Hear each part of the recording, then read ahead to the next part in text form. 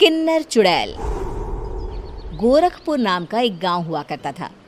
उस गांव में ज्यादा लोग नहीं रहते थे। उस गांव में एक गर्भवती विधवा औरत रहती थी। उस औरत का नाम कमला था। कमला अपने घर में अकेली रहती थी। उसके पति की सारी जायदाद उसके नाम हो गई थी, पर सभी गांव वाले उस औरत को मनहूस औरत समझा करते थे और सभी उससे नफरत किया करते थे। एक बार कमला राशन की दुकान पर खाने का सामान खरीदने जाती है। भैया जी, जरा 1 किलो दाल चावल देना। अरे हाय हाय हाय हाय हाय हाय! अरे मनहूस औरत, मेरी दुकान में अपशुगन करवाने आ गई क्या? हैं? चल जा यहाँ से। मैं कुछ नहीं देने वाला हूँ तुझे। भाग भाग यहाँ से, चल जा, निकल। भैया जी, ऐसा मत कहिए। मैं गर्भवती हूँ, मुझे खाने की बहुत जरूरत है। मुझे खाना दे दीजिए। दुकानदार कमला को वहां से धक्के मारकर भगा देता है।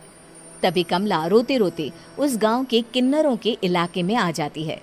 गांव वाले किन्नरों को उसी इलाके में रखा करते थे, क्योंकि वो लोग किन्नरों को पसंद नहीं करते थे और उनके इलाके में रहने से मना करते थे। तो किन्नरों ने उसी गांव में अपना एक इलाका बना लिया था। जब किन्नर लोग देखते हैं कि एक गर्भवती महिला रोते रोते उनके इलाके में आ गई है, तो सारे किन्नर कमला के पास जाकर उसका हाल पूछने लगते हैं। क्या हुआ बहन, तुम्हारी गर्भवती अवस्था में इतनी बुरी हालत कैसे है? तुम रो क्यों रही हो? तुम डरो मत, हम तुम्हें कोई नुकसान नहीं पहुंचाएंगे। तुम शांत होकर सब बताओ कि हुआ क्या है। मैं कमला हूँ। मैं गांव के दूसरे इलाके से आई हूँ। 2 महीने पहले ही मेरे पति की मौत हुई है। मुझे गांव के लोग मनहूस मानते हैं, क्योंकि मैं विधवा हूँ और गर्भवती भी। वहाँ के लोग मुझे खाने के लिए कुछ बेचने के लिए भी तैयार नहीं, जिससे मेरा गुजारा नहीं हो रहा था।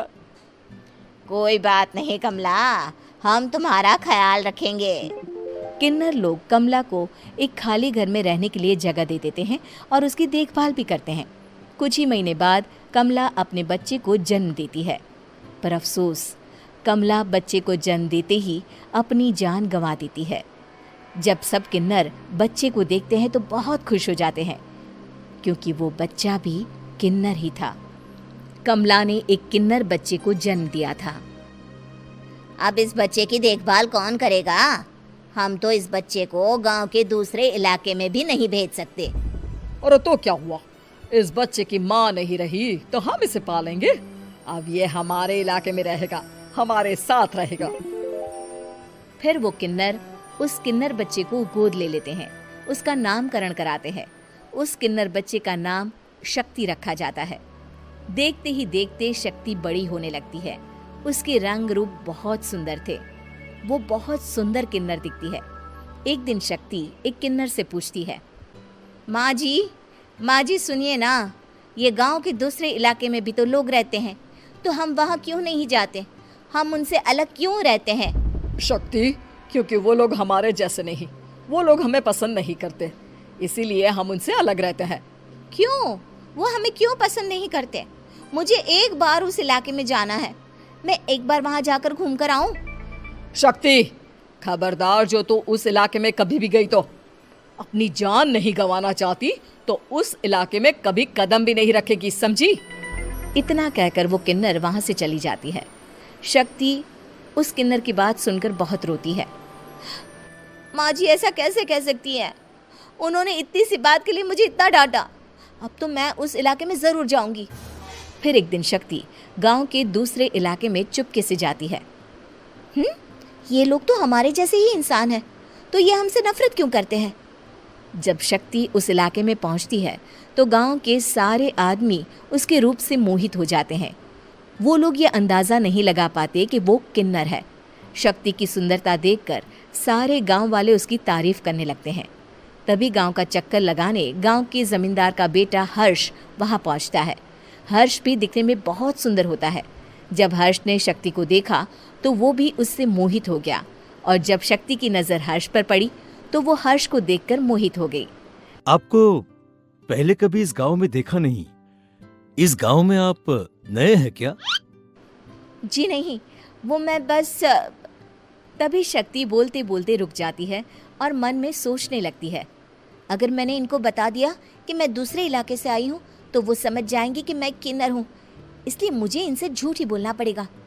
शक्ति हर्ष को कहती है, जी हाँ, मैं इस गांव में नई आई हूँ, यहाँ अकेली रहती हूँ। वैसे आप कौन है? आप भी इसी गांव में रहते हैं? जी हाँ, मैं इस गांव के जमींदार का बेटा हूँ।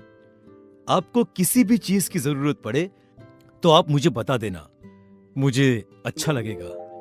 ऐसे ही शक्ति और हर्ष एक दूसरे से रोज मिलने लगते। वो दोनों अपने प्यार का इजहार करने एक दूसरे से मिलने जाते हैं। तभी शक्ति का पीछा करते करते एक किन्नर वहां आ जाती है। शक्ति, मैं तुमसे बहुत प्यार करता हूँ। मैं तुमसे शादी करना चाहता हूँ। क्या तुम मुझसे शादी करोगी? हाँ हर्ष, मैं तुमसे शादी करूँगी, पर मैं तुमको अपने बारे में एक सच्चाई बताना चाहती हूँ जो मैंने तुमसे छुपा कर रखी है। तभी उनके बीच में ही वो किन्नर आ जाती है। शक्ति, तेरी हिम्मत कैसे हुई ऐसा करने की? वो किन्नर शक्ति को खींचकर गांव के जमींदार के पास ले जाती है। हर्ष भी वहां शक्ति को बचाने के लिए पहुंच जाता है। जमींदार शक्ति और हर्ष के प्यार के बारे में सुनकर गुस्से में आ जाता है और शक्ति को गांव के बाहर निकालने की सजा देता है। शक्ति ये बात सहन नहीं कर पाती और कुएं में कूदकर अपनी जान दे देती है। जमींदार हर्ष की शादी गांव की एक लड़की से करवा देता है, पर हर्ष इस शादी से खुश नहीं होता। शक्ति अपना बदला लेने के लिए मरने के बाद किन्नर चुड़ैल बन जाती है।